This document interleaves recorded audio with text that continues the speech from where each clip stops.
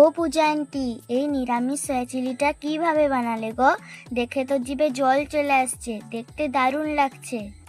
কেন, তুমি তো বলেছিলে নিরামিষ সয়া চিলি খাবে না, তাহলে এখন কেন জিজ্ঞাসা করছো? হোক, একটু বলো না কিভাবে বানালে, আমার জানতে ইচ্ছে করছে। আরে এটা বানানো তো খুবই সহজ। গরম জলে 5 মিনিটের জন্য সয়াবিনগুলোকে ভিজিয়ে নিয়েছিলাম।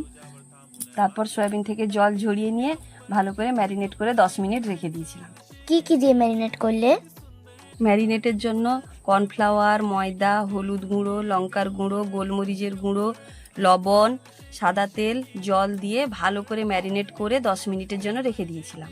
কি এতে ক্যাপসিকাম, টমেটো, আদা, কাঁচা লঙ্কা এগুলো দিয়েছো? হ্যাঁ দিয়েছি তো, যখন খেতে বসবে তখন বুঝতে পারবে। আন্টি, তারপরে কি করলে?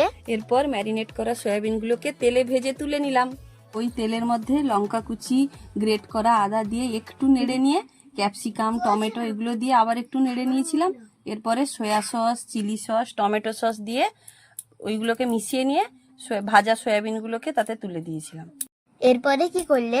এরপর মশলাগুলোর সঙ্গে সয়াবিনকে ভালো করে মিশিয়ে নিলাম, দিয়ে কিছুক্ষণ নেড়ে কর্নফ্লাওয়ার গোলা জল, অল্প একটু চিনি, তারপরে আরও একটু জল দিয়েছিলাম, দিয়ে ভালো করে 2 মিনিট মতো নেড়ে নিয়েছি। তারপরে নামিয়ে নিয়েছি। ওই সাদা সাদাগুলো কি গো?